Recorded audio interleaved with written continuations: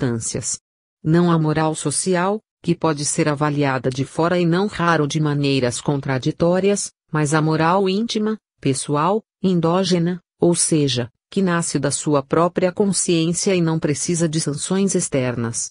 Essa moral legítima, vivencial, garante a sintonia espiritual do médium com os espíritos elevados, única verdadeira garantia da eficácia de sua terapia. É do próprio Evangelho de Jesus que ressalta esse princípio da moral espírita. Fala-se muito da importância da fé nas curas espirituais de qualquer setor religioso. A fé se revela, nesses casos, mais como um anseio ardente de cura do que propriamente como fé. O conceito vulgar de fé tem por fundamento a crença. Quem não crê, não tem fé. Mas, como explicou Kardec, a fé verdadeira não prescinde de razão, que a fundamenta no conhecimento e no saber. A fé espírita é racional. A crença é apenas uma aceitação emotiva de um princípio ou de um mito. Denis Bradley, depois de suas experiências espíritas, sustentava: eu não creio, eu sei. Na terapia espírita, a fé representa apenas um estímulo moral ao paciente, para que ele se predisponha melhor, emocionalmente, à ação dos elementos curadores. Kardec acentuou a existência de dois campos da fé, assim divididos: fé humana e fé divina. O homem que confia em si mesmo para suas realizações fortalece-se na fé humana. Mas aquele que possui a fé divina, resultante do seu conhecimento dos poderes da divindade, dispõe da máxima firmeza na busca dos seus intentos. Na terapia espírita, essa fé não se funda nos elementos rituais das religiões, concentrando-se na sintonia do seu pensamento e dos seus sentimentos com as entidades espirituais socorristas. Há pessoas que usam a terapia espírita como autógena, entregando-se à prece, sem procurar o socorro de médiuns. Esse é um aspecto pouco conhecido da terapia espírita. As pessoas que recorrem a esse processo não o fazem por autossuficiência, mas por estarem submetidas a viciações ou perversões de que se envergonham.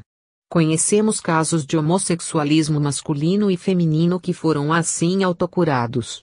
Não se trata propriamente de uma autocura, pois a terapia espírita foi realizada pelos espíritos e não por elas mesmas. Essas vítimas, conhecendo a doutrina, cultivaram a fé racional e conseguiram impor a si mesmas disciplinas curadoras a que se apegaram com firmeza e constância. Os que perseveram em suas boas intenções criam condições favoráveis à ação curadora dos espíritos terapeutas. É emocionante o caso de um rapaz de família exemplar que chegou à beira do suicídio. Foi salvo pela voz que soou em sua mente dizendo-lhe: Deus me permitiu anunciar-te a hora da libertação. Daqui por diante não sentirás mais os impulsos negativos que te torturavam. Esgotaste perante a espiritualidade superior um passado de ignomínias. Não foi um caso de autossugestão, mas de perseverança na prova, como depois lhe explicou a entidade protetora que lhe falara em particular, falando então pela boca de um médium que não o conhecia e nada sabia do seu sofrimento oculto. Em casos como esses revela-se a importância da vontade do paciente, como ocorre na terapêutica em geral. Numa batalha oculta como a desse jovem intervêm influências de entidades vingativas, que podem levá-lo ao desespero, mas, em contrapeso, há sempre assistência de espíritos amigos, cuja ação se torna mais poderosa quando o paciente desperta as suas potencialidades volitivas e decide o seu destino por si mesmo. Firmado no seu direito de escolha e amparado pelas energias da vontade e os estímulos da consciência de sua dignidade humana, o espírito pode superar as provas mais desesperantes e triunfar sobre as suas tendências inferiores provenientes do submundo da animalidade. Por isso a terapêutica espírita condena e repele a capitulação atual da psiquiatria da libertinagem. A condenação hipócrita do sexo pelas religiões cristãs sobrecarregou de preceitos e ordenações morais que fomentaram por toda parte o fingimento e a hipocrisia. As tentativas cruéis de abafar o instinto sexual através de um moralismo ilógico, como o da era vitoriana na Inglaterra, prepararam a explosão sexualista da atualidade, com o rompimento explosivo dos diques e açudes tradicionais. Todos os moralistas condenaram veementemente o pansexualismo de Freud, como se ele tivesse culpa de só encontrar, nos traumatismos espantosos do consultório, a violência da libido, dominadora oculta de uma civilização em ruínas. A loucura de Hitler e de seus comparsas recalcados e homossexuais, bem como a megalomania ridícula e exibicionista de Mussolini, não surgiram das heranças bárbaras, mas do pietismo castrador do medievalismo. O histerismo nazista, ligando-se ao exibicionismo fascista e à necrofilia nipônica, resultaram na formação do eixo e na explosão da Segunda Conflagração Mundial. Foi uma explosão de recalques. Até mesmo os signos sexuais estavam presentes no sigma nazista, no facil de Mussolini e no sol nascente de Hirohito. Veio depois, confirmando esse conluio libidinoso, em que floresceu desavergonhado o homossexualismo germânico. Era evidente que viria depois a era pornográfica em que nos encontramos. Marcuse diagnosticou o mal da civilização, mas não foi capaz de lhe propor a solução conveniente, que aos poucos vai se delineando numa volta penosa ao reconhecimento da naturalidade do sexo, sem os excessos e desmandos da atualidade, em que a contribuição russa parece com a mística libidinosa de Rasputin. Historicamente, pesa sobre a figura angustiada de Paulo de Tarso a responsabilidade dessa tragédia mundial. Porque foi ele, o apóstolo dos gentios, quem implantou nas comunidades nascentes do cristianismo primitivo as leis de pureza e do judaísmo farisaico, tantas vezes condenadas pelo Cristo. Seu zelo pelo cristianismo chegou ao excesso de deformá-lo, na luta que teve de enfrentar com a libertinagem do paganismo. Armou a dialética histórica da tese pagã contra a antítese cristã judaica, que resultou na síntese da hipocrisia clerical. Aldous Huxley colocou esse problema em seus livros Os Demônios de Loudun e O Gênio e a Deusa. Kardec já havia antecipado, em meados do século passado, as convulsões morais que abalariam o mundo a partir da Guerra do Piemonte.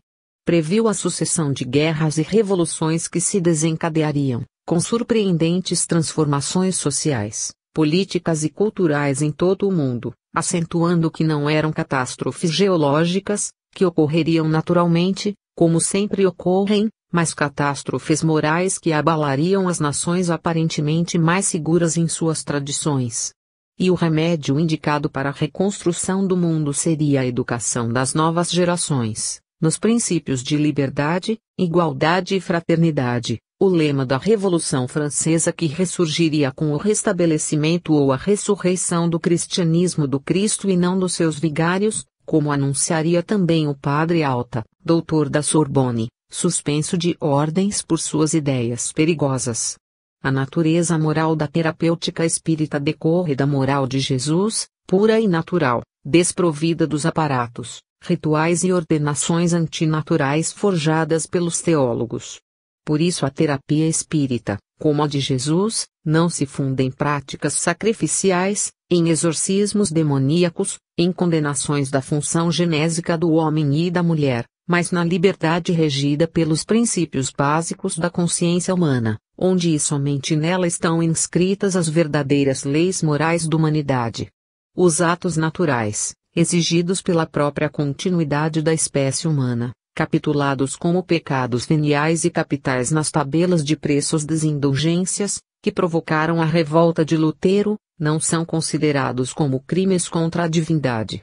Crimes são os abusos e as perversões desses atos, que nivelam o homem aos animais.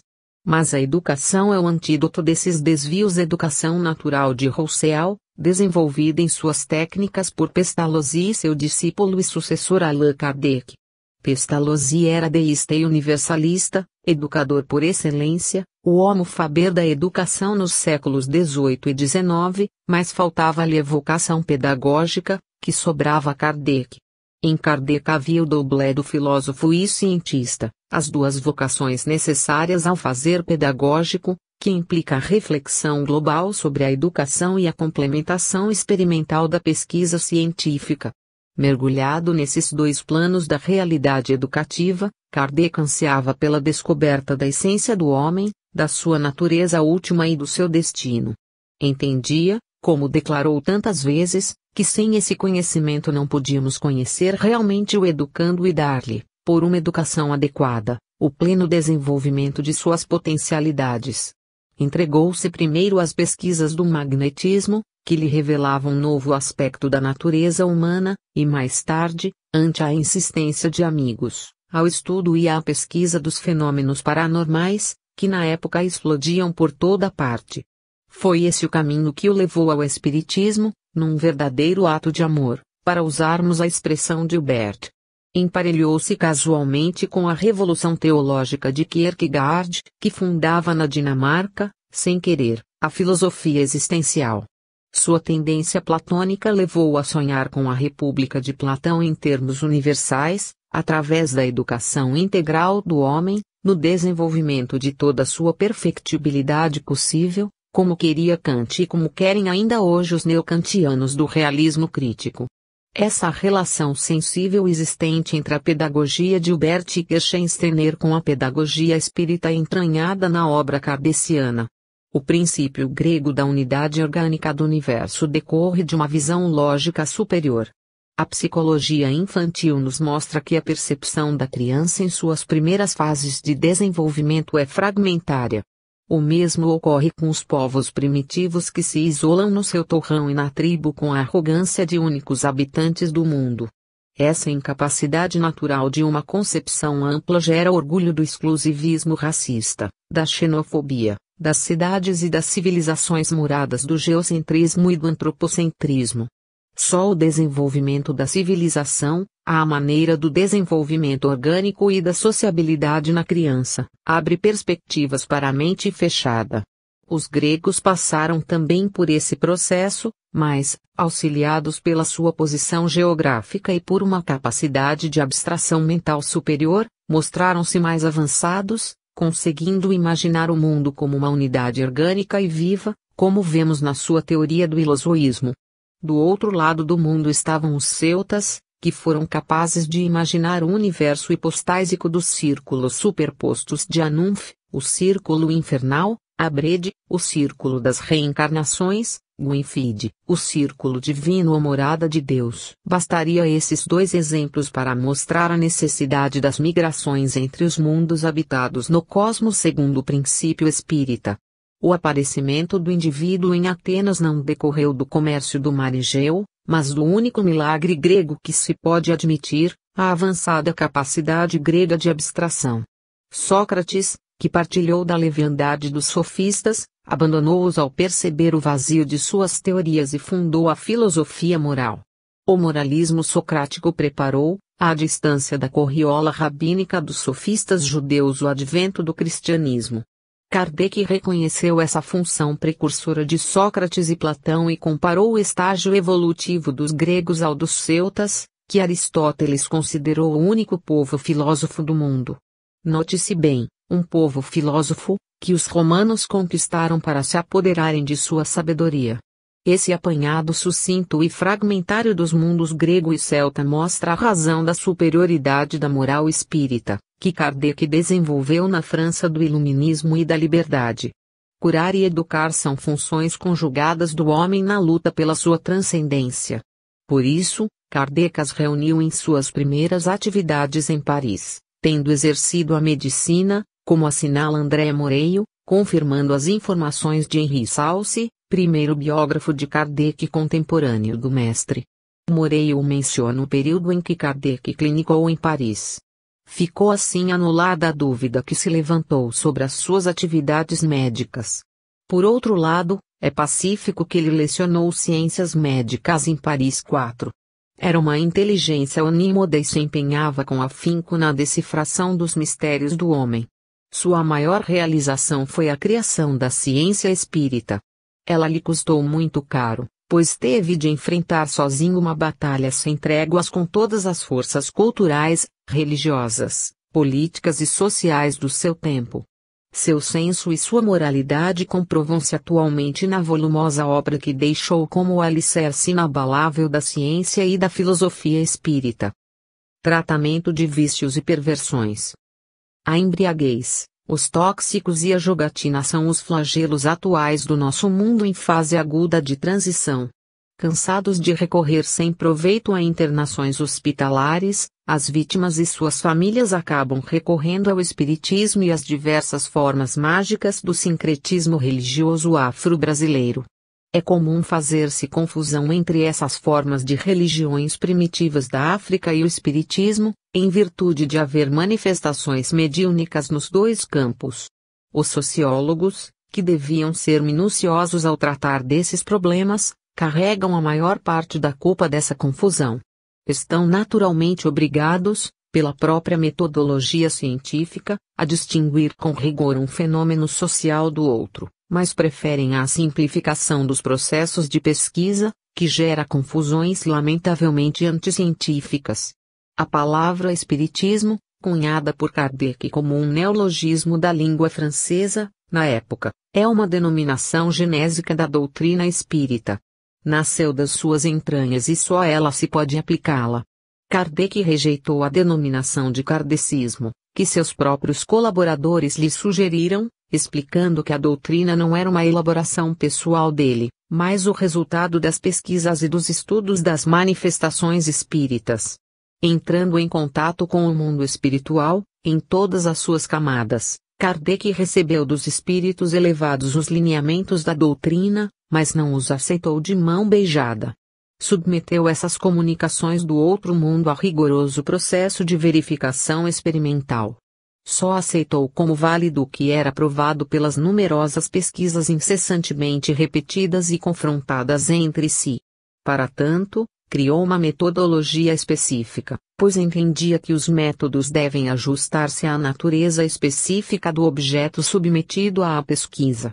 Sem essa adequação seria impossível obter em si resultados significativos. Escapava assim, aos fracassos iniciais da psicologia científica, que lutaram em vão para enquadrar os fenômenos psicológicos na metodologia da física e de outras disciplinas. As experiências de Unde, Weber e Fechner, por exemplo, restritas a mensurações de intensidade, não iam além de explorações epidérmicas, pouco sugerindo sobre a natureza e o mecanismo dos fenômenos.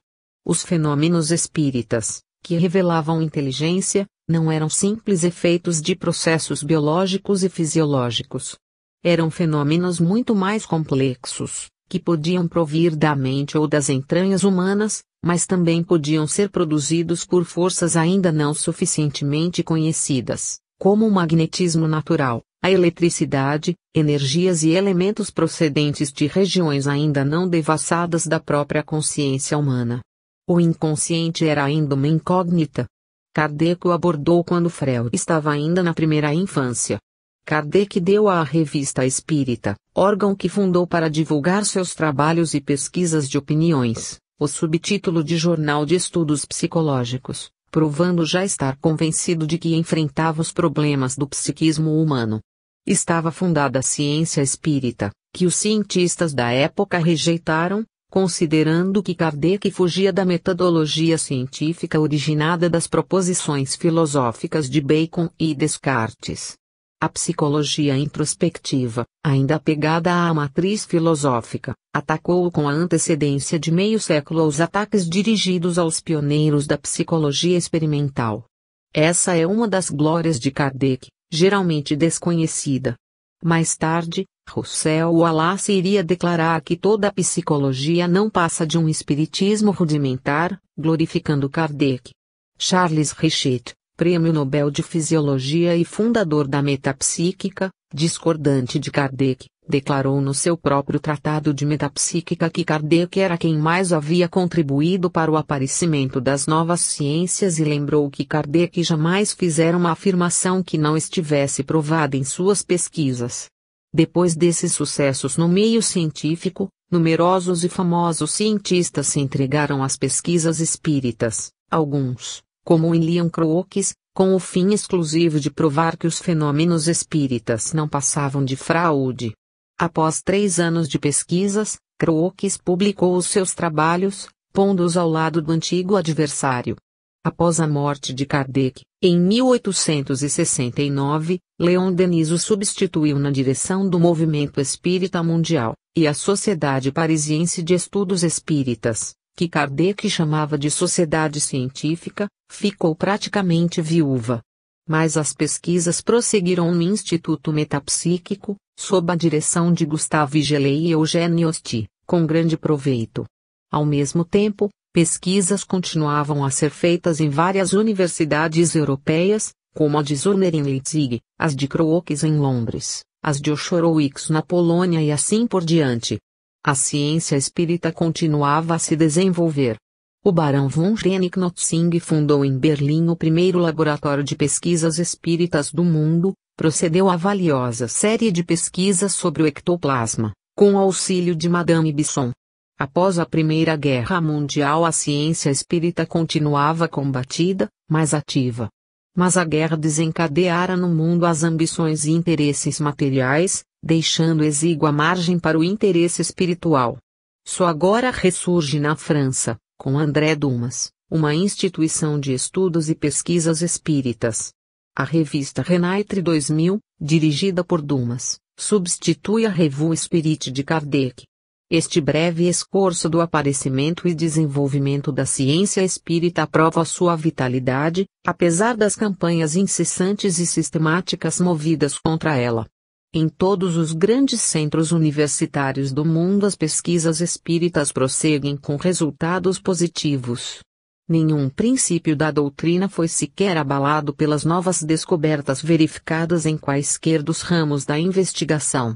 Pelo contrário, os postulados básicos do espiritismo se comprovaram, confirmando a posição avançada da ciência espírita e da filosofia espírita perante a cultura atual. Isso representa, para a terapia espírita, uma base de segurança inegável para o desenvolvimento dos seus processos de cura. O que hoje se chama, na Europa, de cura paranormal, não é mais do que a cura espírita revestida ou fantasiada de novidades superficiais. No difícil e geralmente falho tratamento das viciações, o principal é a integridade moral dos terapeutas. Os viciados não são apenas portadores de vícios, mas também de cargas de influências psíquicas negativas provenientes de entidades espirituais inferiores que a eles se apegam para vampirizar-lhes as energias e as excitações do vício. As pesquisas parapsicológicas provam a existência desses processos de vampirismo espiritual, que na verdade são apenas a contrafação no após-morte dos processos de vampirismo entre os vivos. Nas relações humanas, quer sejam entre encarnados ou desencarnados, sempre existem os que se tornam parasitárias de outras pessoas. Não há nisso nenhum mistério, nem se trata de ações diabólicas. Em toda a natureza a vampirização é uma constante que vai do reino mineral ao humano. A cura depende, em primeiro lugar, da vontade da vítima em se livrar do perseguidor. As intenções deste nem sempre são maldosas. Ele procura o amigo ou conhecido encarnado que era seu companheiro de vício e o estimula na prática para obter assim os elementos de que necessitam na sua condição de desencarnado. Obtém a satisfação por indução. Ligando-se mental e psiquicamente ao ex-companheiro, pode aurir suas emanações alcoólicas ou das drogas psicotrópicas de que se servia antes da morte. De outras vezes o espírito vampiresco se serve de alguém que, não sendo viciado, revela tendências para o vício e o leva facilmente para a viciação. A terapia espírita consiste, nesses casos, num processo oral de persuasão, conhecido como doutrinação. Conseguindo-se levar o espírito vampiro e sua vítima a se convencerem da necessidade e da conveniência de abandonarem o vício, ambos se curam. A doutrinação se distingue profundamente do exorcismo por ser um processo racional e persuasivo e não pautado pela violência. A terapia espírita parte da compreensão de que ambos, o vampiro e a vítima, são criaturas humanas necessitadas de socorro e orientação. Essa posição favorece o tratamento, que ao invés de provocar reações de indignação do espírito tratado como diabólico, provoca-lhe a razão e o sentimento de sua dignidade humana e lhe mostra as possibilidades de uma situação feliz na vida espiritual. Submetido às reuniões de preces, passes e doutrinação, os dois espíritos, o desencarnado e o encarnado, são tratados com a assistência das entidades espirituais encarregadas desse trabalho amoroso. Kardec acentuou a necessidade de boas condições morais das pessoas que se dedicam a esse trabalho, pois só a moralidade do doutrinador exerce influência sobre os espíritos. Toda pretensão de afastar o espírito vampiresco pela violência só servirá para irritá-lo e complicar o caso. A boa intenção do doutrinador para com o vampiro e a vítima, sua atitude amorosa para com ambos, é fator importante para o êxito do trabalho. A formação de correntes de mãos dadas em torno do paciente, o uso de defumadores e outros artifícios semelhantes, e qualquer outra forma de encenação material são simplesmente inúteis e prejudiciais. O imprudente que gritar com o espírito, dando-lhe ordens negativas, arrisca-se a prejudicar o trabalho e chamar sobre si a indignação do espírito ofendido. O clima dos trabalhos deve ser de paz, compreensão, amor e confiança nas possibilidades de recuperação das criaturas humanas. Nenhum espírito tem a destinação do mal. Todos se destinam ao bem e acabarão modificando-se por seus próprios impulsos de transcendência. Levados pelas excitações novidadeiras do momento de transição que atravessamos, certas instituições mal dirigidas pretendem modernizar as práticas doutrinárias, suprimindo as sessões mediúnicas e substituindo-as por reuniões de estudos doutrinários. Alegam que a doutrinação e esclarecimento dos espíritos inferiores é função dos espíritos superiores, no plano espiritual. Essa é uma boa maneira de fugir às responsabilidades doutrinárias e cortar as ligações do homem com os espíritos, relegando-os ao silêncio misterioso dos túmulos, onde, na verdade, não se encontram. Foi essa a maneira que os cristãos fascinados pelo poder romano, na fase de romanização do cristianismo, encontraram para se livrarem das manifestações agressivas dos espíritos rancorosos, contrários aos ensinos evangélicos, sem perceberem que se desligavam assim do mundo espiritual. A supressão dos cultos pneumáticos, sessões mediúnicas da era apostólica, permitiu a romanização da Igreja, frustrando-lhe os objetivos espirituais. O mundo espiritual é unitário e orgânico, exatamente como o mundo material. Cortar a ligação humana com a região inferior desse mundo é atentar contra o princípio doutrinário da solidariedade dos mundos e constitui uma ingratidão para com os espíritos que deram a própria doutrina. Mais do que isso, é uma insensatez, pois não dispomos de meios para fazer essa cirurgia cósmica. A Igreja pagou caro a sua insensatez, tendo de recorrer mais tarde à revelação grega, à filosofia de Platão, Santo Agostinho, e de Aristóteles, São Tomás de Aquino, para erigir com decalques e empréstimos a sua própria filosofia.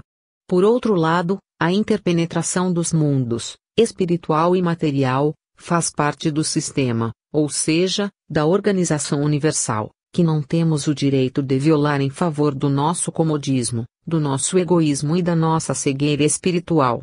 Essa pretensão criminosa lembra a teoria do espiritismo sem espíritos, de Morcelli, famoso diretor da Clínica de Doenças Mentais de Gênova, que, obrigado a aceitar a realidade dos fatos, escapou do aperto por essa via estratégica. Querem os espíritas atuais seguir a esperteza do genovês ilustre, sem os seus ilustrados argumentos? A alegação de que os espíritos inferiores que nos perturbam são doutrinados no além, o que dispensa o nosso trabalho nas sessões mediúnicas, é de estarrecer. Então essas criaturas que passaram anos assistindo e dirigindo sessões mediúnicas, doutrinando espíritos, não se doutrinaram a si mesmas?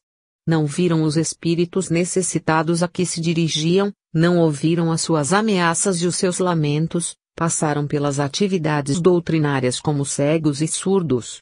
Não aprenderam nos compêndios da doutrina que os espíritos apegados à matéria necessitam de esclarecimento como o sedento necessita da água, como o escafandrista necessita do oxigênio da superfície para respirar no fundo do mar. Não aprenderam, com as pesquisas de Gelei, que nas sessões mediúnicas se processa em fluxo contínuo a emissão de ectoplasma que permite aos espíritos sofredores sentirem-se amparados na matéria, como se ainda estivessem encarnados, para poderem compreender as explicações doutrinárias. Não aprenderam que os espíritos superiores descem às sessões mediúnicas para poderem comunicar-se com entidades sofredoras inadaptadas ainda aos planos elevados. Querem negar a realidade dolorosa das obsessões e entregar totalmente os obsidiados ao internamento das clínicas de Morcelli? Não sabem que a relação homem-espírito é uma condição permanente dos mundos inferiores como o nosso, em que a maioria dos espíritos desencarnados permanece apegada à Terra e por isso necessita do socorro das sessões mediúnicas. Annie Besant, admirável autora de A Sabedoria Antiga, discípula e sucessora de Blavatsky na presidência da Sociedade Teosófica Mundial apesar da repulsa dos teósofos às práticas mediúnicas, abriu uma exceção no aludido livro, ensinando que, no caso de perturbações de espíritos numa casa, se alguém tiver coragem de falar com a entidade e provar-lhe que já morreu, conseguirá afastá-la. A grande teosofista reconhece a necessidade e a eficácia da doutrinação espírita, e os próprios espíritas querem agora, tardiamente, assumir a atitude teosófica que o próprio Sr. Sinetti, teósofo do mais alto prestígio, condenou em seu livro Incidentes da Vida da Sra. Blavatsky. Sinetti corrige esta, sua mestra, no tocante à teoria dos cascões astrais e sustenta a legitimidade das manifestações mediúnicas. Tudo isso é ignorância em excesso para representantes de federações e outras instituições espíritas que visitam grupos e centros, como fiscais de feira, mandando suspenderem as sessões mediúnicas. Nas perversões sexuais e sensoriais em geral, bem como nos casos de toxicomania, a doutrinação dos espíritos vampirescos é indispensável ao êxito da terapia. Porque nesses casos estão sempre envolvidos pelo menos o vampiro espiritual e o vampirizado encarnado. Se não se obtiver o desligamento dessas vítimas recíprocas, não se conseguirá a cura. Os que defendem a tese de Morcelli no meio espírita, essa tese já há muito superada entre os próprios adversários gratuitos ou interesseiros da doutrina, passaram com armas e bagagens para o adversário. Não querem apenas a amputação da doutrina, pois na verdade querem a morte e o sepultamento inglório do espiritismo, como os teólogos católicos e protestantes da teologia radical da morte de Deus querem enterrar o suposto cadáver de Deus na cova aberta pelo louco de Nietzsche, que acabou morrendo louco. Sirva o exemplo do filósofo infeliz para os filosofantes imberbes e desprevenidos do nosso meio espírita. Não há nada mais desastroso para uma doutrina do que abrigar entre seus adeptos criaturas que se deixam levar por cantos de sereias. Precisamos, com urgência, recorrer à tática de Ulisses, mandando tapar com chumaços de algodão os ouvidos desses ingênuos navegantes de mares perigosos. Motivos de dificuldades nas curas. Há curas que se verificam com surpreendente facilidade e rapidez, dando às vítimas de graves perturbações e às suas famílias a impressão de um socorro divino especial. Nosso povo, de formação geralmente católica, está sempre disposto a se deslumbrar com milagres. Não há privilégios numa estrutura orgânica perfeita, como a do universo, regida por leis infalíveis e teleológicas, ou seja, leis que dirigem tudo no sentido dos fins previstos. A cura fácil e rápida decorre de méritos pessoais do doente, de compensações merecidas por esforços despendidos por ele no seu desenvolvimento espiritual e em favor da evolução humana em geral. O objetivo da vida é o desenvolvimento das potencialidades que trazemos em nós como sementes de angelitude e divindade semeadas na imperfeição humana. Os que compreendem isso, se procuram conscientemente trabalhar para que essas sementes germinem mais depressa, adquirem créditos que lhes são pagos no momento exato das necessidades. Quando Jesus dizia a um doente, perdoados foram os teus pecados, não era porque ele fizesse um milagre naquele instante, mas porque o doente vencera a sua prova graças aos seus méritos. As doenças revelam desajustes da nossa posição existencial. Esses desajustes decorrem da liberdade de que dispomos em face das exigências evolutivas. A dor, a angústia, as inibições são como campainhas de alarme prevenindo-nos de abusos ou descuidos. Sem a liberdade de errar não poderíamos desenvolver as nossas potencialidades espirituais. A ideia do castigo divino, do juízo de Deus condenando os que erram é uma maneira humana, antropomórfica, de interpretarmos os acidentes de nossa viagem na astronave planetária que nos faz rodar em torno do Sol. Podemos socorrer-nos dessa imagem para modificar a nossa antiquada maneira de ver e interpretar a nossa precária passagem pela Terra. Somos passageiros de uma nave cósmica, envoltos no escafandro de carne e osso, submetidos a experiências semelhantes às dos astronautas que, não podendo ainda atingir as estrelas, fazem treinamento na órbita planetária. Acidentes da viagem, falhas técnicas, dificuldades, fracassos perigosos, dor e morte dependem da nossa maneira de agir durante a viagem e da perícia ou imperícia nossa, do grau de responsabilidade, de perspicácia, de bom senso, de calma, de amor e respeito ao semelhante que conseguimos desenvolver. Deus, consciência cósmica, não interfere em nosso aprendizado, mas também não está alheio ao que se passa conosco. Da mesma maneira que um telepata na Lua pode captar as mensagens mentais que lhe sejam enviadas da Terra ou de outras naves espaciais, a mente suprema de Deus capta, naturalmente, ligada a tudo o que se passa no universo, nos seus mínimos detalhes. Se necessário, as entidades a seu serviço serão enviadas a socorrer-nos. Por toda parte os seres espirituais agem continuamente no universo. Como dizia o filósofo e vidente Tales de Mileto, na Grécia Antiga, o mundo está cheio de deuses, que trabalham na terra, nas águas e no ar.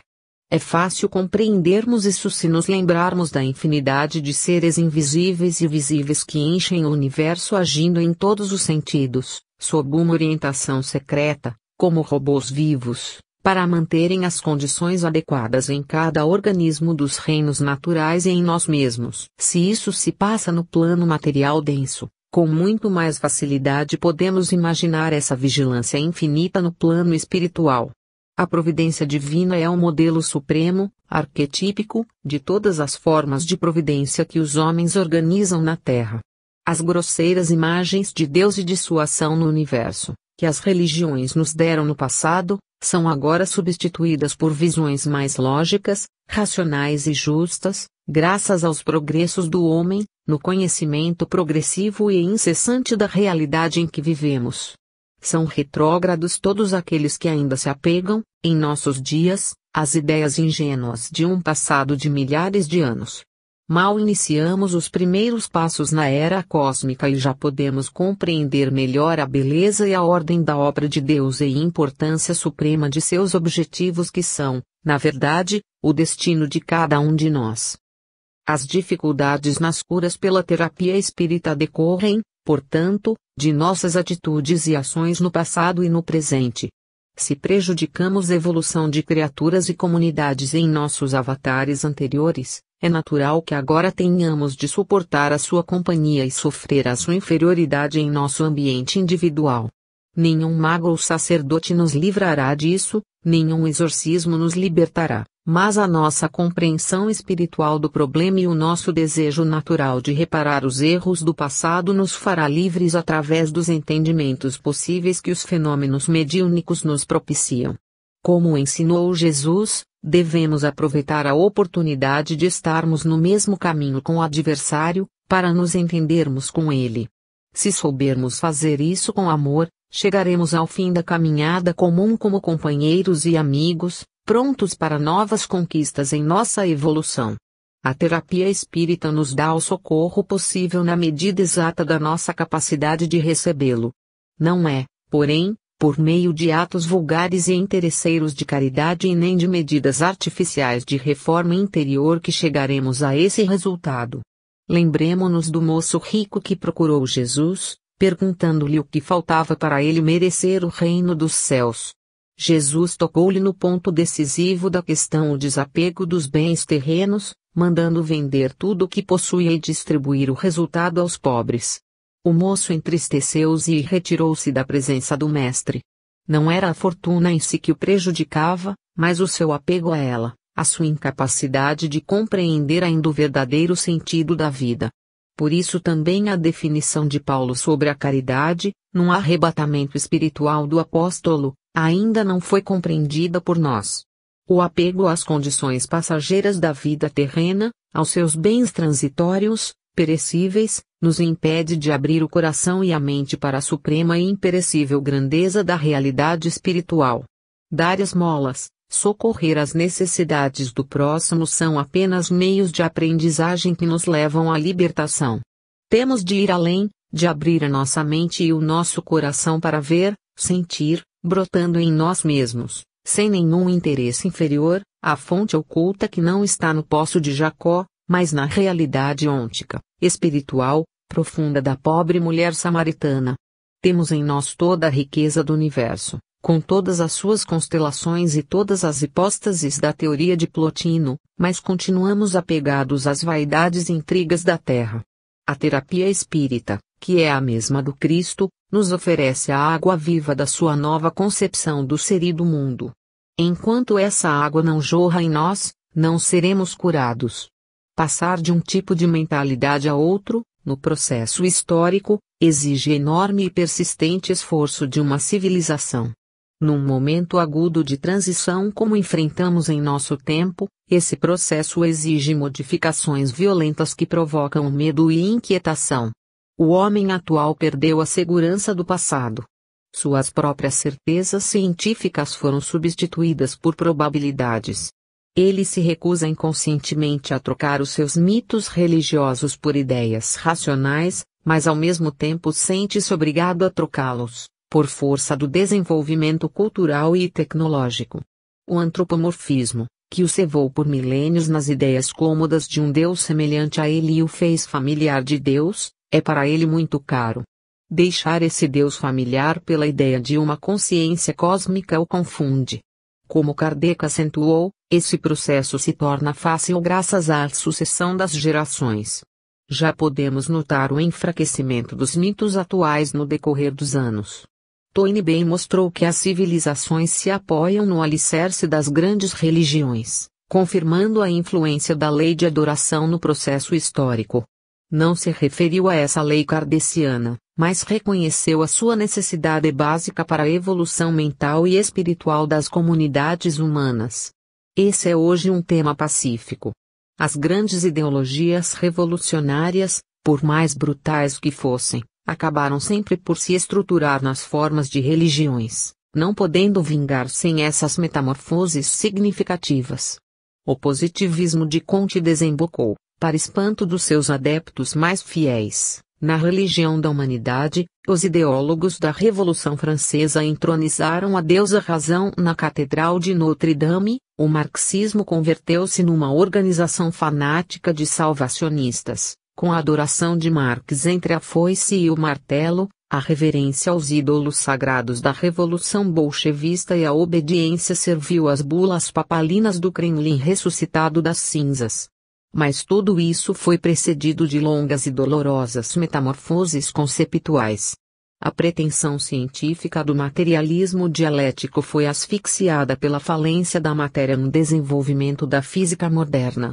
Todas essas tentativas de religiões artificiais esboroaram-se, abrindo passagem à lógica realista e irrefutável da concepção espírita, inteiramente livre de símbolos e mitos que favorecem o desenvolvimento de novos formalismos e de novos mitos. Monsenhor Pisoni, expert de espiritismo no Vaticano, declarou recentemente à revista italiana Gente que teve a oportunidade de receber mensagens autênticas de dois amigos falecidos, e acrescentou que o Vaticano não condena as pesquisas espíritas. Já chegou à cúpula do mundo católico o abalo inevitável das velhas estruturas. Cabe-nos agora vigiar ativamente, aprofundando os estudos doutrinários do espiritismo, para que a metamorfose conceptual em curso não arraste os espíritas para a voragem das deturpações sincréticas. Só um esforço conjunto dos intelectuais espíritas poderá impedir a ameaça desse novo naufrágio da razão no misticismo formalista e mitológico dos criadores de mitos. A terapia espírita, natural e simples, seria então sufocada por um retorno de séculos à adoração espúria das fantasias. Estamos num desses vórtices perigosos da história, em que os acidentes dessa espécie são comuns, por falta de conhecimento real das doutrinas renovadoras.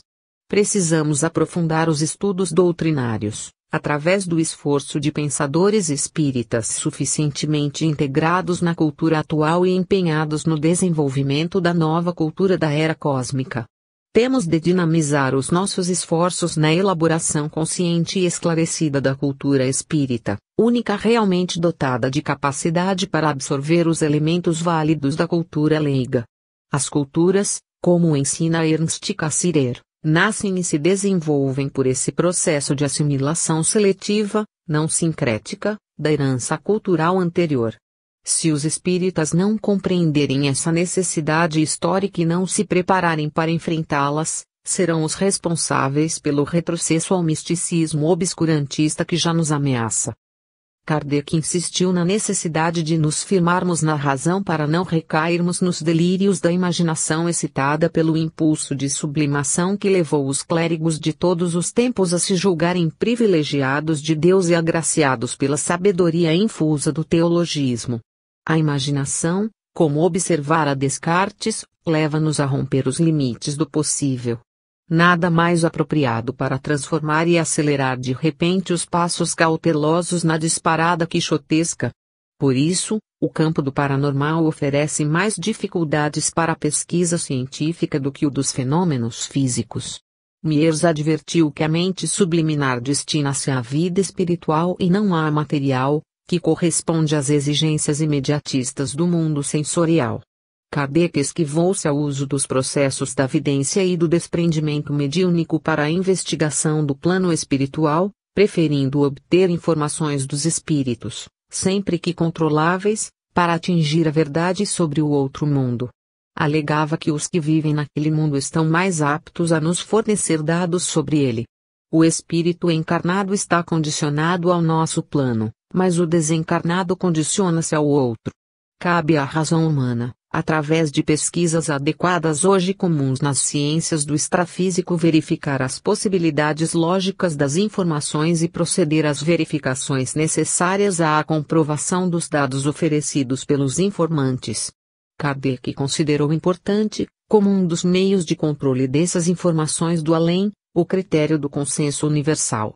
Excluía assim os perigos da opinião individual. Qualquer revelação de um espírito teria de passar pelo teste inicial do consenso. Se outras comunicações semelhantes se verificassem por outros médiuns em outros locais, na mesma ocasião, esse consenso dava desde que os médiuns não se conhecessem e residissem distantes uns dos outros uma suposição de veracidade. Mas só as comprovações experimentais poderiam legitimá-las. Suas pesquisas eram árduas e minuciosas, mas os resultados foram tão positivos que nenhum dos princípios por ele estabelecidos foi abalado pela evolução científica dos nossos dias. Pelo contrário, permanecem como antecipações de solução para problemas com que lutam ainda os pesquisadores atuais. Por exemplo, sua afirmação de que o corpo espiritual é semimaterial, aplica-se hoje ao corpo bioplásmico, que é formado de plasma físico, mistura de partículas atômicas, em que se inserem elementos extrafísicos. O próprio ectoplasma, que Imoda, Richetti e Fontenay, em pesquisas conjuntas, com a mediunidade de Linda Gazera, na Itália, verificaram ser tridimensional, revela-se hoje, nas pesquisas russas da Universidade de Kirov, como energias do perispírito. Confirma-se assim a validade das pesquisas de Crawford em Belfast, tantas vezes ridicularizadas sem nenhuma contraprova experimental. As alavancas de Crawford, reveladas por ele como pseudópodos de massa leitosa ou jatos de energia radiante, que movimentavam objetos à distância, sem contato, foram definidas em Kirov como emissões de energias plásmicas emitidas pelo médium para produzir efeitos materiais à distância. As pesquisas de Jenknotzing, em Berlim, provaram que a massa ectoplasmática retorna ao corpo do médium, sendo reabsorvida como são também as energias. As três dimensões do ectoplasma são, a visível, em forma leitosa, que produz formas de membros humanos e até mesmo materializações completas de espíritos de mortos, a visível, em forma de fluido esbranquiçado, e a invisível, que se pode perceber pelo tato como uma espécie de teias de aranha finíssimas e levemente pegajosas. Zollner, na Universidade de Leipzig, provou o poder explosivo do ectoplasma, mesmo invisível. Nos casos de cura, o ectoplasma tem funções ainda não suficientemente definidas, mas já evidenciadas em numerosas oportunidades. Fisiologistas famosos, como Gelley e Richet, entenderam que pode atuar na recuperação de tecidos gastos ou acidentados. As dificuldades de cura decorrem geralmente de implicações kármicas dos pacientes, de deficiências mediúnicas e de falta de conhecimento do problema pelos dirigentes de sessões. O apego emocional dos pacientes aos seus obsessores, por afinidades temperamentais, é um dos mais graves entraves do processo terapêutico. Os médicos espíritas podem controlar a cura e estimular os pacientes, bem como os médiums doadores de energias ectoplásmicas. Por isso é sempre aconselhável a presença e participação de médicos conhecedores do problema em todos os tratamentos pela terapia espírita. Alegar que a participação médica torna suspeitos os resultados é simplesmente provar desconhecimento do assunto. Interpretações errôneas sobre a homossexualidade. Na palavra homossexualidade o prefixo homo não se refere a homem, mas a igual ou semelhante. Esse é o sentido do prefixo grego que equivale a homogêneo ou homogeneidade. A palavra abrange, portanto, todos os casos de relações sexuais entre pessoas do mesmo sexo, homens e mulheres. Há no meio espírita a tendência de se atribuir essa perversão ao processo de reencarnação.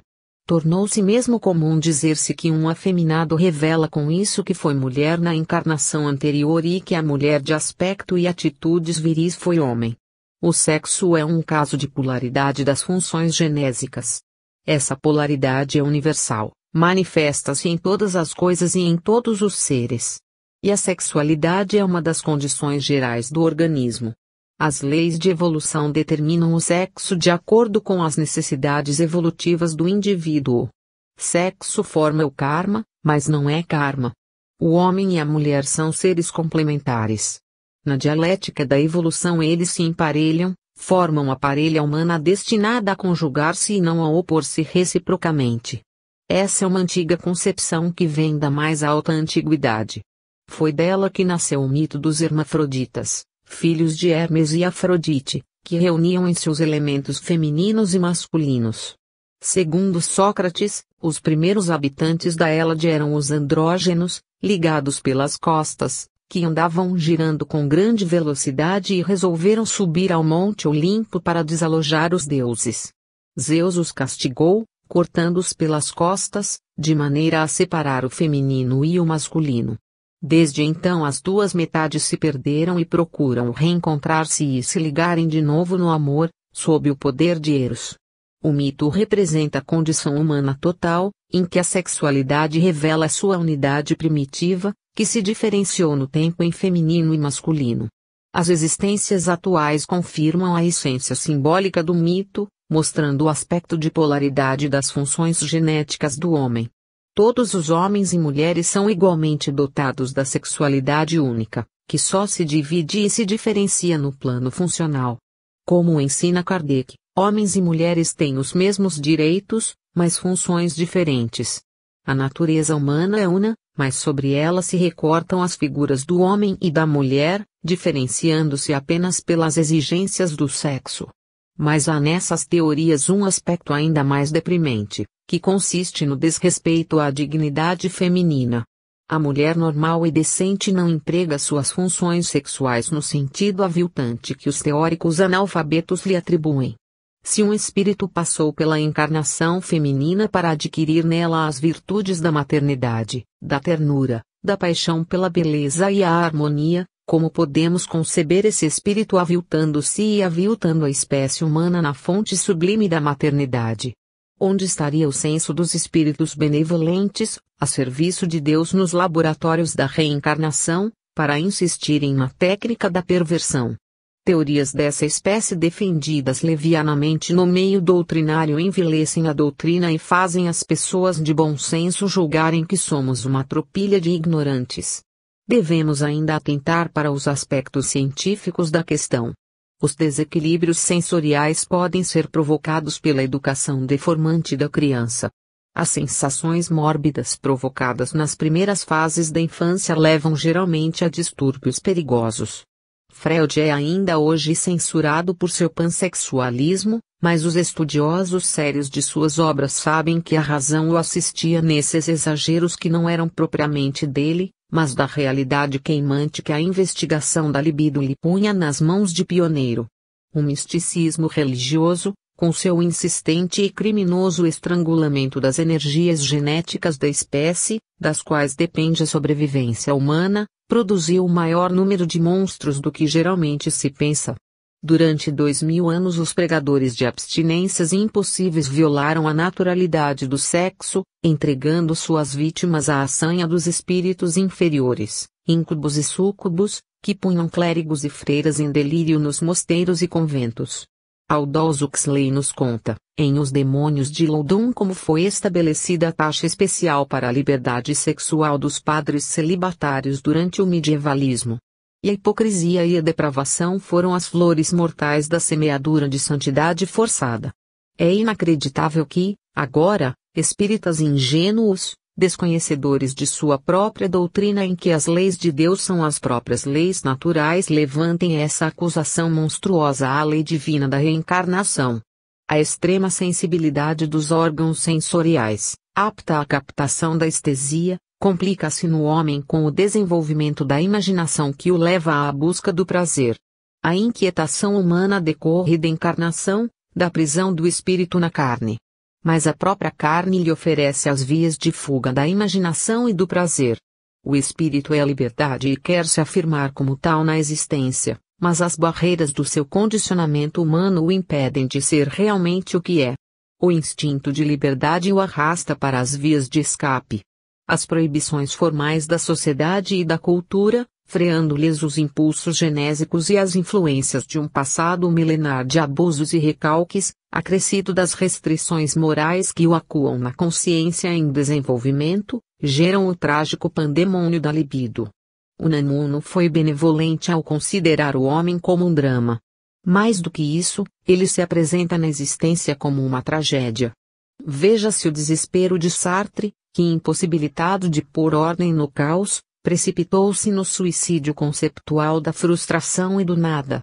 A ideia absurda da nadificação o acalmou de tal forma que ele se empenhou a sustentá-la mesmo ante as conquistas científicas que o tornaram perempto antes do tempo.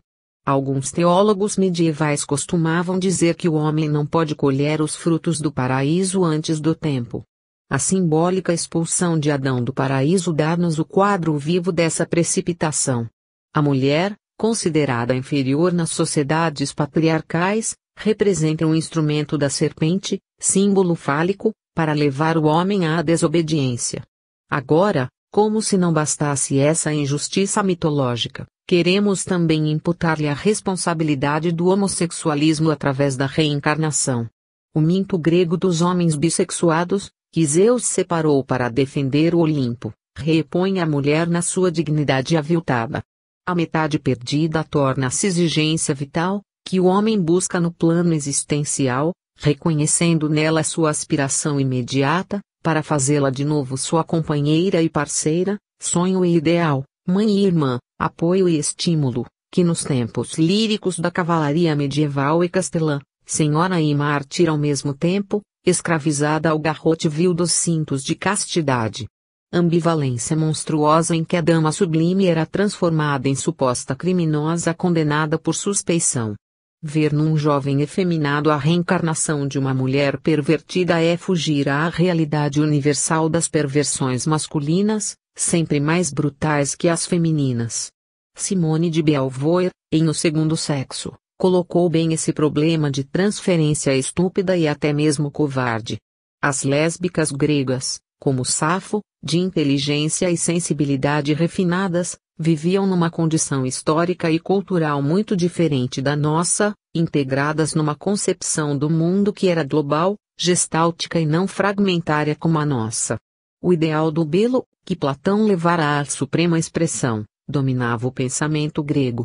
A contemplação dos belos corpos, dizia o filósofo, eleva a alma aos planos divinos. Não era a sensação grosseira e banal, o refocilar dos porcos na lama, que atraía essas criaturas, mas a estesia pura ante a beleza perfeita. Já em Roma a situação era outra e os antigos camponeses transformados em conquistadores do mundo geravam as messalinas, flores espúrias de um mundo em que a praxis esmagava a herança da Grécia, mas desenvolvendo os resquícios da barbárie romana. Por isso, chegamos ao cúmulo de atribuir a Sócrates, como